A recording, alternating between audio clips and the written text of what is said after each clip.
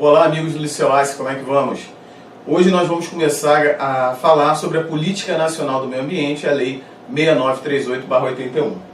Essa lei é extremamente importante, é muito cobrada em concursos públicos, foi editada no ano de 1981, saindo da década de 70, que foi justamente a década do crescimento da preocupação ambiental, preocupação com a poluição, e por isso a sua relevância no contexto brasileiro. Tá bom? Então vamos lá. Bom, como eu já falei, a lei é de 1981, ou seja, logo após o final da década de 70. Como já foi dito nas minhas aulas iniciais, a década de 70 foi a década do despertar ambiental, o despertar da consciência ambiental. Foi na década de 70 que as pessoas começaram a ficar preocupadas com os níveis de poluição, com os níveis de degradação da qualidade ambiental, da queda abrupta da qualidade de vida e, portanto, nós tivemos nessa década de 70 esse despertar ambiental. O marco internacional na década de 70 foi justamente a Conferência de Estocolmo, que aconteceu em 1972, foi a primeira grande conferência internacional preocupada com a poluição, com a degradação da qualidade ambiental. Bom, a Política Nacional do Meio Ambiente, como eu já falei, ela é um marco na legislação ambiental brasileira. Até então, nós tínhamos algumas leis que tratavam esparsamente de alguns recursos ambientais, como uma lei que protegia o Código Florestal, por exemplo, a lei que falava sobre pesca, a lei que falava sobre recursos hídricos, a lei que falava sobre fauna, mas nós ainda não tínhamos uma norma que desse um tratamento sistêmico ao meio ambiente, que colocasse a preocupação com a preservação e com a recuperação da qualidade ambiental no foco das decisões políticas, das decisões governamentais. E quem fez esse trabalho, quem teve essa iniciativa, quem estabeleceu princípios a serem observados na tomada de decisões administrativas, foi a Lei 6938/81. Então, por isso que ela deve ser considerada um marco na nossa legislação ambiental. Primeiro, porque ela deu tratamento sistêmico ao meio ambiente. Segundo, porque ela estabeleceu princípios, objetivos e instrumentos necessários à preservação, à recuperação e à melhoria da qualidade ambiental. Essa lei, a Lei 6938/81, a Política Nacional do Meio Ambiente, ela também deve servir de norte aos legisladores federal, estadual e municipal. Como vocês vão ver, ela estabelece uma série de normas programáticas, uma série de objetivos, de diretrizes, que não só podem, como devem ser observados pelos legisladores das entidades federativas quando estiverem promulgando suas leis de proteção ambiental. Outro aspecto que eu devo ressaltar é que essa lei ela foi tão de vanguarda e ela é uma lei tão positiva para o meio ambiente que muitos dos seus princípios e objetivos foram incorporados pela Constituição de 88. Então, quando a gente abre lá o artigo 225, nós vamos ver que inúmeros incisos do artigo 225 são extremamente parecidos com esses princípios e objetivos estabelecidos na Lei 6938/81. Tá bom? Então, daí, esse primeiro panorama é importante para passar para vocês a relevância da Política Nacional de Meio Ambiente no contexto da legislação ambiental brasileira. Bom, então nós vamos ter lá na Lei 6938/81 o seu objetivo geral. E qual é o objetivo geral? É esse aqui que está no slide. Política Nacional do Meio Ambiente, ela tem por objetivo a preservação, melhoria e recuperação da qualidade ambiental propícia à vida, visando assegurar no país condições ao desenvolvimento socioeconômico, aos interesses da segurança nacional e à proteção da dignidade da vida humana. Então vocês veem aí que se a gente desmembrar esse conceito, a gente pode identificar alguns dos objetivos gerais. Por exemplo, preservar, melhorar e recuperar a qualidade ambiental propícia à vida. Tudo isso está aqui no objetivo geral. E no próximo slide eu vou falar a diferença entre preservação, melhoria e recuperação da qualidade ambiental, visando assegurar no país condições ao desenvolvimento socioeconômico, ou seja, isso daqui é a base do princípio do desenvolvimento sustentável, ou seja, incorporar nas preocupações de desenvolvimento social e desenvolvimento econômico a preservação do meio ambiente, formando assim o tripé da sustentabilidade. que é proteção ao meio ambiente, desenvolvimento econômico e desenvolvimento social. Aí fala também garantir os interesses da segurança nacional e proteção da dignidade da vida humana, porque, como eu também já falei nas nossas aulas iniciais, não há vida digna em ambientes degradados, em ambientes poluídos. Portanto, a qualidade do meio ambiente ela é essencial para uma vida digna. Bom, dentro do objetivo geral, eu falei para vocês que nós temos ali os objetivos de preservar, melhorar e recuperar. Preservar nada mais é do que prevenir a intervenção humana adversa ou negativa, ou seja, o núcleo aqui, o objetivo é preventivo. Melhorar significa promover a intervenção humana destinada a incrementar a qualidade ambiental, ou seja, aumentar a qualidade ambiental mediante intervenção humana. E recuperar significa reconstituir áreas degradadas, ou seja, áreas que foram objeto de degradação ambiental. Perfeito? Então esses são os 3 núcleos ali dos objetivos gerais da Política Nacional de Meio Ambiente. Pois bem, aí no artigo 2º, nós vamos ver os princípios da Política Nacional de Meio Ambiente. Importante dizer que esses princípios que estão aqui no artigo 2º não se confundem com os princípios de direito ambiental.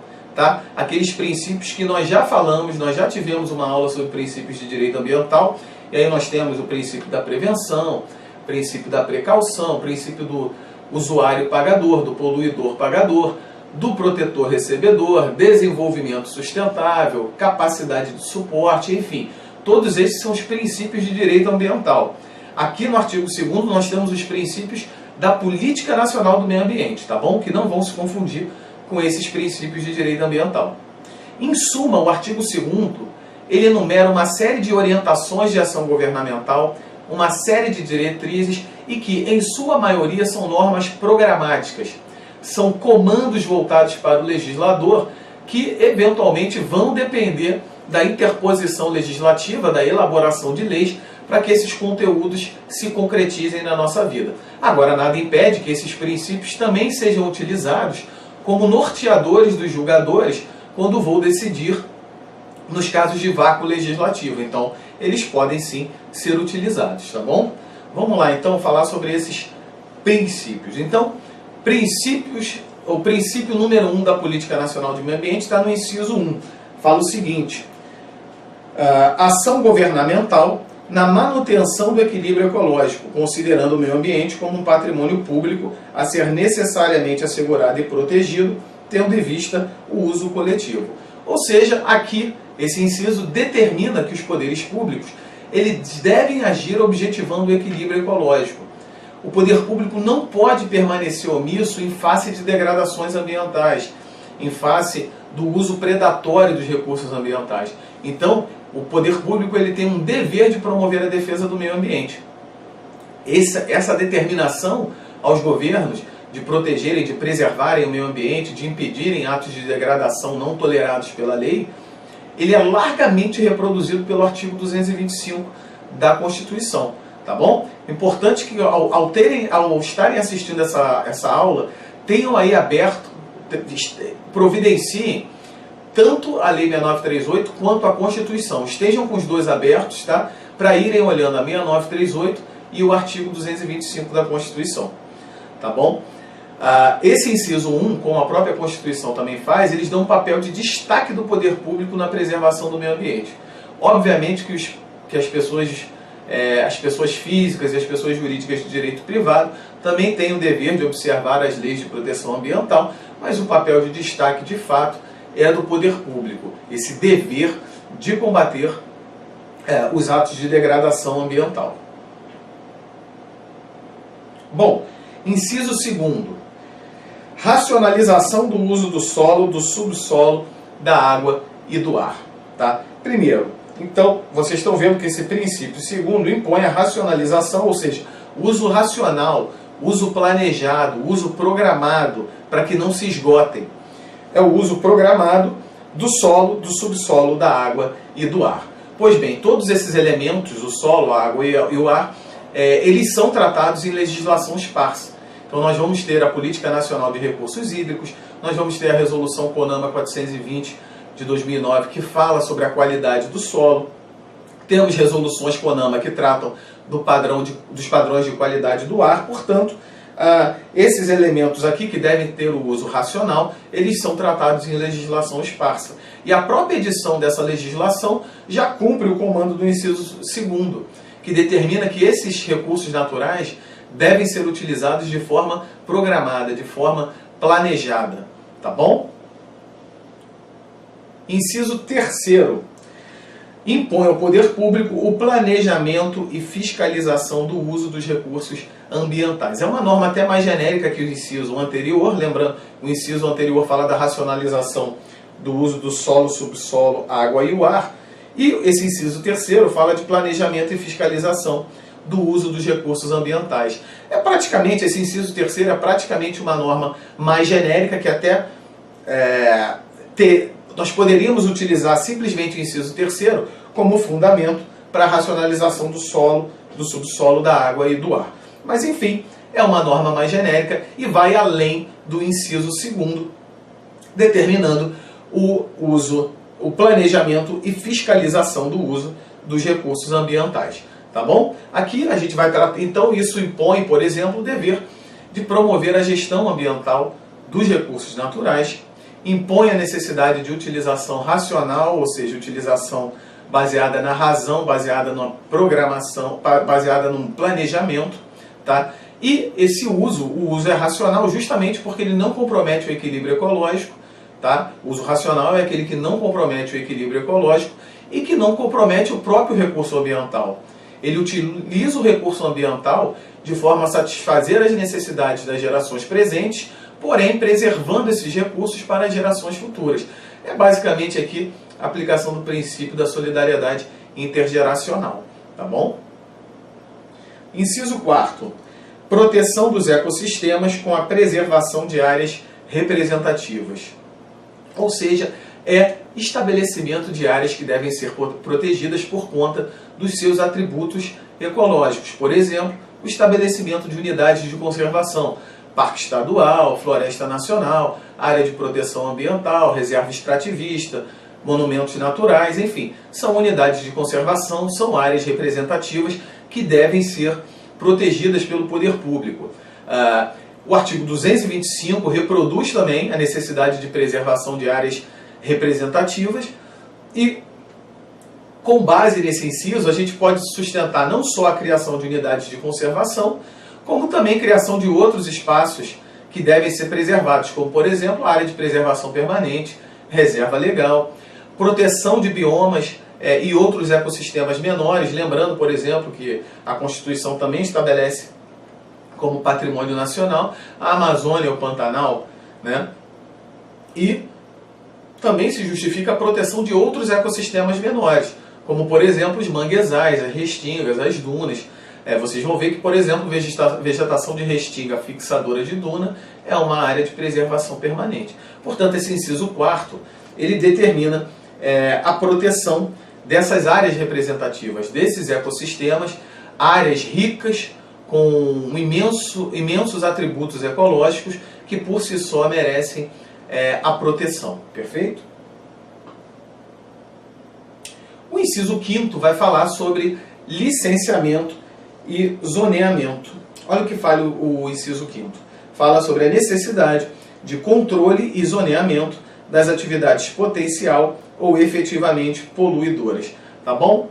Então nós temos aqui o licenciamento, que é o procedimento administrativo destinado a avaliar se um determinado empreendimento ou atividade pode ser implantado num determinado local. Durante o processo de licenciamento ambiental, vão ser analisados, estimados os impactos tanto positivos quanto negativos daquela proposta de implantação de atividade ou empreendimento, e ao final o órgão licenciador ele decide se aquele empreendimento ou aquela atividade podem ou não ser instalados. Nós vamos ter uma aula própria sobre licenciamento, é um dos instrumentos mais importantes da Política Nacional do Meio Ambiente, portanto nós não vamos nos deter sobre o tema nesse momento. Bom, além disso, fala da necessidade de zoneamento das atividades potencialmente poluidoras, ou seja, zoneamento, na verdade, é você verificar a compatibilidade do uso predominante de uma determinada zona com a atividade que se pretende instalar. Você não pode, por exemplo, instalar uma indústria numa área eminentemente residencial. Então isso que significa controle do zoneamento. Observar as zonas de uma cidade, observar a vocação de cada zona e permitir com que as atividades que possam causar distúrbios a terceiros se instalem apenas em zonas propícias a essas atividades. Bom, nós vamos falar depois um pouquinho melhor, quando a gente for falar dos instrumentos da Política Nacional do Meio Ambiente, nós vamos detalhar a questão do zoneamento ambiental, do zoneamento ecológico e econômico. Por hora, basta dar uma ideia do que significa controle de zoneamento das atividades potencialmente poluidoras. Bom, no inciso 6º, nós temos a necessidade do poder público de promover incentivos ao estudo e à pesquisa de tecnologias orientadas para o uso racional e proteção dos recursos ambientais. Ou seja, aqui estabelece-se um norte ao legislador, tanto ao legislador quanto ao Poder Executivo, que é incentivar tecnologias orientadas para o uso racional e proteção dos recursos ambientais, tá bom? Podemos colocar aqui também, por exemplo, incentivos públicos para o desenvolvimento de tecnologias limpas, que são menos degradadoras, tá? Nós estamos falando nesse inciso aqui da necessidade de criação de subsídios para essas tecnologias que promovem uso racional ou que são menos poluentes. Podemos falar aqui também um pouquinho do princípio do protetor-recebedor, ou seja, pagar por serviços ambientais é quando o poder público remunera determinada pessoa, porque aquela pessoa desenvolve uma atividade que é benéfica não só para o meio ambiente, como para toda a coletividade. Tá? Então, esse inciso, ele basicamente diz para o poder público que ele deve, tanto quanto possível, na medida da disponibilidade de recursos, estabelecer políticas públicas incentivando tecnologias menos degradadoras e que promovam o uso racional dos recursos naturais. Como eu falei, é uma norma de cunho eminentemente programático e depende das orientações políticas, disponibilidade de recursos para que sejam implementadas. Bom, o inciso 7º fala da necessidade de acompanhamento do estado da qualidade ambiental. Ou seja, é um monitoramento. Eu coloco essa frase aqui para vocês, que é: o preço da boa qualidade ambiental é a eterna vigilância. Eu já não lembro quem foi que disse essa frase, mas ela é muito pertinente em relação ao inciso que nós estamos estudando, que fala da necessidade do constante monitoramento do estado da qualidade ambiental. Por exemplo, nós temos o monitoramento da qualidade de água das praias, monitoramento de balneabilidade das praias. Isso é uma forma de monitoramento. É acompanhar o estado da qualidade ambiental para evitar que as degradações ambientais se intensifiquem. Com o monitoramento, pode-se perceber que a qualidade ambiental de um determinado ambiente está piorando e, com isso, adotarmos medidas para evitar que aquela degradação se intensifique. Inclusive, o monitoramento vai permitir que a gente identifique, eventualmente, causas da piora do estado ambiental de determinado ambiente. Bom, o inciso 8º fala que um outro princípio da política nacional é a recuperação de áreas degradadas. Ou seja, a área degradada é aquela área que sofreu uma alteração adversa das suas características ambientais por conta de uma intervenção humana. E aí nós temos esse dever de recuperar essa área ambiental. Vale a pena lembrar aqui da responsabilidade objetiva por danos ambientais. Quando você estabelece a responsabilidade objetiva, você facilita a recuperação do meio ambiente. Portanto, essa responsabilidade objetiva ela pode ser entendida assim como uma decorrência desse princípio de absoluta necessidade de recuperação de áreas degradadas. Tá bom? Exemplo de degradação ambiental, áreas de mineração, e é até pertinente falar nisso, considerando aí essa tragédia de Brumadinho, apenas 3 anos após Mariana. Aquilo ali é uma hipótese típica de degradação ambiental, não só de degradação ambiental, porque ali também é uma tragédia humana, mas é uma hipótese de degradação ambiental. O corte de árvores sem autorização, contaminação das águas, todos esses exemplos são hipóteses de degradação ambiental, e nós temos aí o inciso 8º estabelecendo como um dos princípios da Política Nacional de Meio Ambiente a recuperação de áreas degradadas.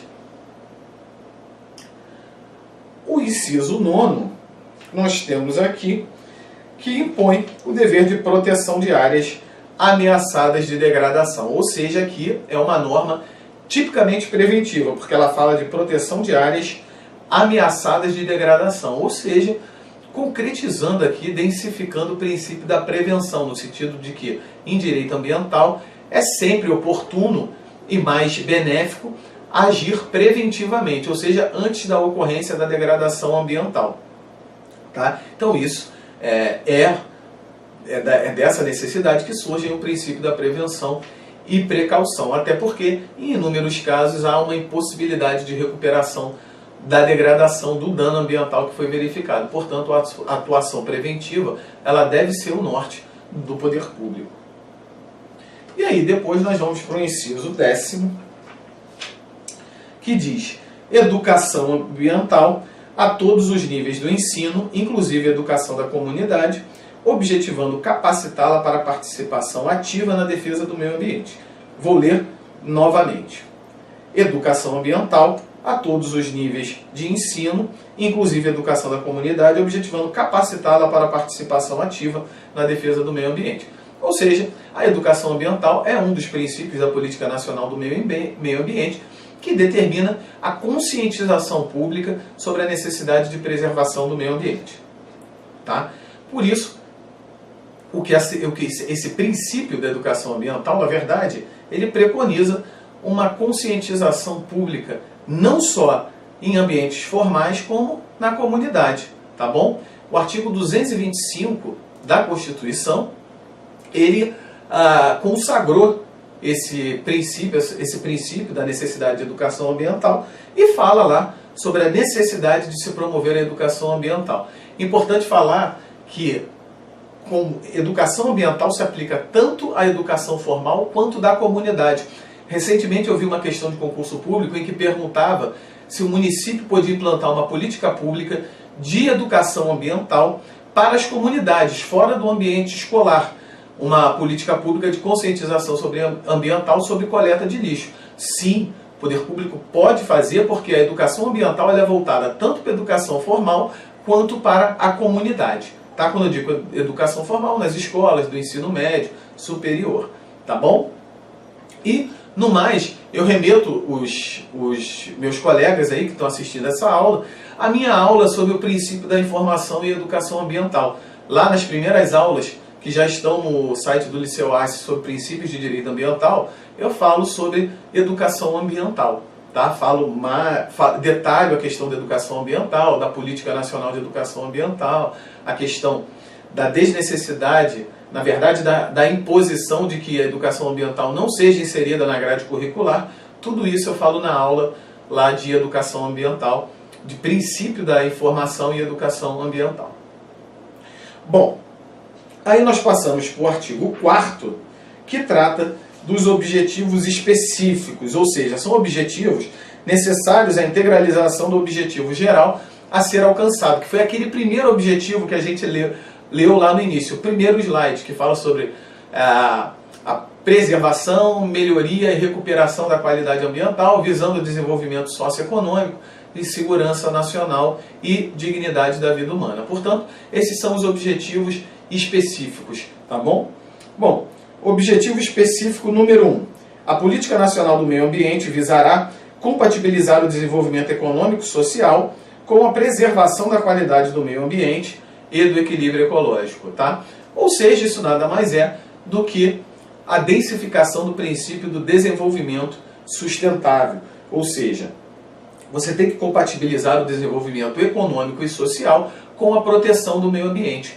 A proteção do meio ambiente ela deve ser um dos elementos que vão informar os tomadores de decisão sobre políticas públicas, aprovação de programas ou projetos que possam causar impacto ao meio ambiente. Tá? Então esse é o princípio do desenvolvimento. Esse inciso 1 nada mais quer dizer, ele representa, na verdade, o princípio do desenvolvimento sustentável. O inciso 2º diz que a Política Nacional do Meio Ambiente visará definição de áreas prioritárias de ação governamental relativa à qualidade e equilíbrio ecológico, atendendo aos interesses da União, Estado, Distrito Federal, territórios e municípios. Ou seja, vamos ver novamente, definição de áreas prioritárias da ação governamental relativa à qualidade e ao equilíbrio ecológico. Tá? Ou seja, isso nada mais é do que um desdobramento do inciso anterior e determina que o governo tem que focar em áreas prioritárias para promover ações governamentais que mantenham, que incrementem a qualidade e o equilíbrio ecológico. Ou seja, quando o governo define ações prioritárias na Amazônia, no Cerrado ou no Pantanal, ele está definindo essas áreas prioritárias. Agora é óbvio que para se descobrir, para se chegar à conclusão de quais áreas são prioritárias, é preciso um planejamento ambiental, é preciso estabelecer parâmetros de racionalização do uso do solo, do subsolo, da água, das florestas, ou seja, tudo isso impõe uma programação, um planejamento ambiental, tá? Um diagnóstico ambiental do território nacional, para que a gente possa definir quais são as áreas prioritárias a serem preservadas. Além disso, a definição de prioridades é necessária em todo o contexto de limitação de recursos.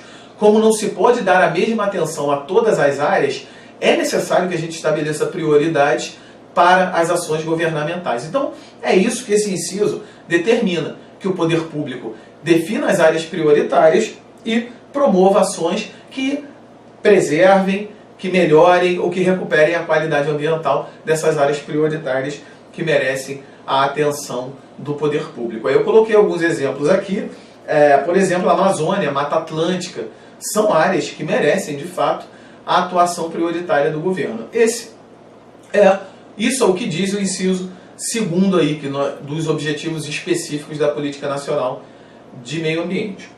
Inciso terceiro fala que a Política Nacional do Meio Ambiente visará estabelecimento de critérios e padrões de qualidade ambiental e de normas relativas ao uso e manejo de recursos ambientais. Então a primeira parte fala sobre estabelecimento de critérios e padrões da qualidade ambiental. Bom, como eu já falei,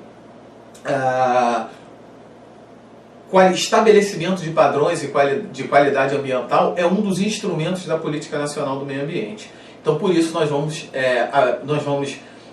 falar sobre os padrões de qualidade um pouco mais à frente, quando a gente entrar nas explicações sobre os instrumentos da qualidade ambiental. Tá bom?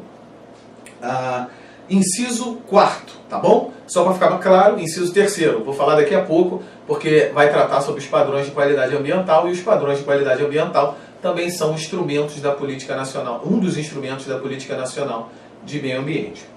Inciso 4º, fala que a Política Nacional do Meio Ambiente visará desenvolvimento de pesquisas e tecnologias nacionais orientadas para o uso racional de recursos ambientais, ou seja, complemento que a gente já viu lá nos princípios da Política Nacional do Meio Ambiente, que fala sobre o incentivo a tecnologias que promovam a melhor conservação do meio ambiente. Ou seja, novamente o inciso determinando ao poder público que desenvolva pesquisas e tecnologias nacionais orientadas para o uso racional dos recursos ambientais. O uso racional dos recursos ambientais é um dos princípios da Política Nacional de Meio Ambiente. Portanto, um dos objetivos específicos, esse daqui, o inciso 4º, é justamente que sejam desenvolvidas pesquisas e tecnologias que permitam o cumprimento daquele princípio que é o uso racional. Tá bom? Portanto, isso novamente, volto a dizer, é uma norma programática que define orientação ao poder público. No entanto, essas pesquisas, que tipo de tecnologia vai ser desenvolvida, quando essa pesquisa vai ser desenvolvida, isso fica condicionado à orientação dos detentores dos programas públicos, aos que elaboram as políticas públicas, à disponibilidade de recurso, às áreas prioritárias que serão beneficiadas com o desenvolvimento dessas tecnologias. Portanto, aqui isso é uma norma programática que, no entanto, justifica todo e qualquer subsídio a esse tipo de tecnologia.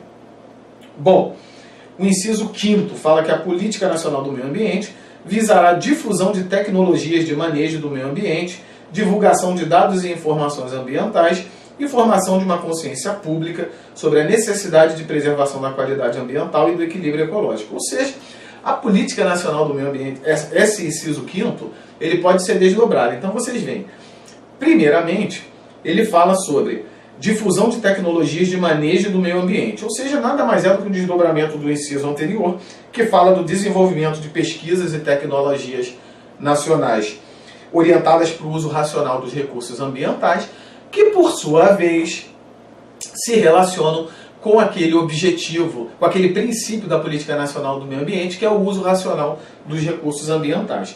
Portanto, além dessa necessidade de difusão de tecnologias de manejo, nós temos também divulgação de dados e informações ambientais, ou seja, isso é um outro objetivo geral, que esses dados e informações ambientais estejam à disposição da comunidade, da sociedade, para que a sociedade possa desenvolver uma consciência pública sobre a necessidade de preservação ambiental, tá bom?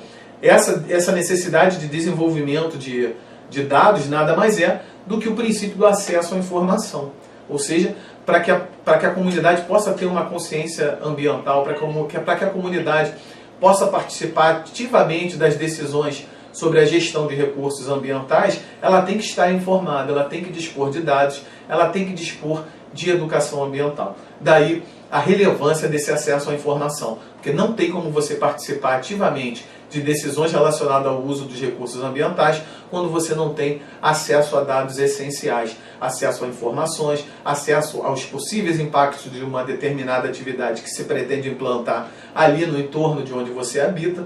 Portanto, é absolutamente necessário esse acesso à informação. E nós temos também a necessidade de preservação da qualidade ambiental e do equilíbrio ecológico, ou seja, um objetivo eminentemente preventivo, preservar, evitar a degradação ambiental. Bom, no inciso 6º, nós temos que a Política Nacional do Meio Ambiente visará a preservação e restauração dos recursos ambientais com vistas à sua utilização racional e disponibilidade permanente, concorrendo para a manutenção do equilíbrio ecológico propício à vida. Ou seja, novamente, esse princípio aqui, esse objetivo específico, ele volta a repetir um dos princípios da Política Nacional do Meio Ambiente, que é justamente a atuação preventiva. Tá? Não só a atuação preventiva, quanto a restauração dos recursos ambientais. Então você veja que esse inciso, na verdade, ele repete tanto alguns objetivos específicos da Política Nacional do Meio Ambiente, quanto alguns princípios da Política Nacional do Meio Ambiente. Porque olha o que ele fala. Ele fala em necessidade de preservação, ou seja, atuar preventivamente, mantendo a qualidade ambiental como ela se encontra. Restauração dos recursos ambientais, tá? Ou seja, reparar áreas degradadas, com vistas à sua utilização racional e disponibilidade permanente. Ou seja, o uso racional, que nós também já tratamos, e disponibilidade permanente. Ou seja, racionalizar o uso, planejar o uso de forma que o recurso ambiental satisfaça as necessidades das gerações presentes, mas também se resguarde para satisfazer a necessidade das gerações futuras. E manutenção do equilíbrio ecológico propício à vida. Tá? Isso, inclusive, foi incorporado pelo artigo 225 da Constituição, que diz que é direito de todos um meio ambiente ecologicamente sadio e equilibrado. Tá? Eu acredito que vocês estejam percebendo que a Política Nacional do Meio Ambiente ela acaba sendo um pouco repetitiva em relação aos seus princípios e objetivos específicos. Tá? Então, muitas vezes você vai ver que um objetivo específico está repetindo um princípio da Política Nacional do Meio Ambiente. Às vezes são desdobramentos, às vezes eles se complementam, mas essencialmente são diretrizes gerais, como vocês estão vendo, falando sobre a necessidade de preservação, necessidade de melhoria da qualidade ambiental, recuperação da qualidade ambiental, uso racional dos recursos ambientais, priorizar áreas de intervenção governamental, promover o acesso à educação, incentivar o uso de tecnologias limpas que promovem uma melhor racionalização do uso dos recursos ambientais e que gerem menos poluição.